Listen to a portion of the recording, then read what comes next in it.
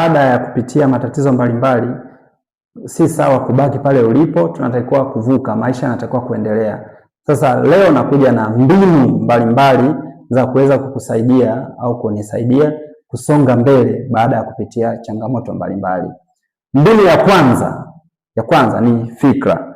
Fikra zibadilike, mtazamo uweze kuona kwamba si vibaya wala sio kosa kuwa na kasoro kwenye maisha, na kuhakikishia kwamba kuwa kasoro maishani sio ishara ya udhaifu wala dalili ya kwamba wewe ni mbaya, ni mtu ambaye sio kamili na nini.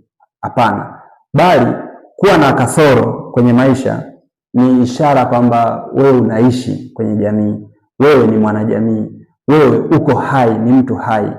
Bahati mbaya sana ni kwamba jamii zetu zimekuwa zikileta shinikizo kubwa, zikitutaka kuwa hodari hata pale tunapopitia matatizo. Misemo mingi imekuwa ikitumika, mfano kaza moyo, jipe nguvu, wakikwambia labda Mungu yupo, usionyeshe uchungu waziwazi. Hiyo ni misemo ambayo imekuwa ikitumika na jamii, lakini tafiti mbalimbali za kisaikolojia ya jamii zimekuwa zikithibitisha na kukubaliana kwamba kukataa kuwa unapitia changamoto, kukataa kwamba unapitia magumu, kuna kuchelewesha sana kupona.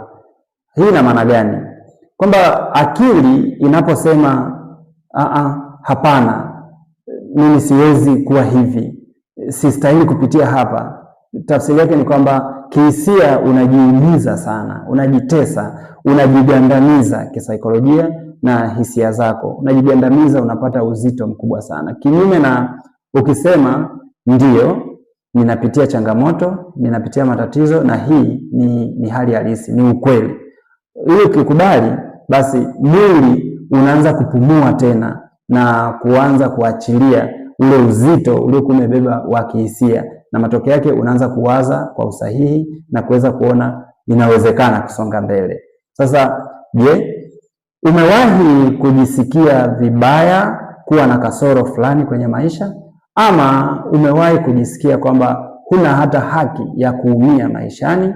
Hebu naomba nitumie maoni yako binafsi, na nitajitahidi kujibu kwa mmoja na kujibu kwa wakati, ili tuweze kuungana na tuende pamoja katika hii safari ya kusonga mbele baada ya kupitia changamoto mbalimbali za maisha. Asante.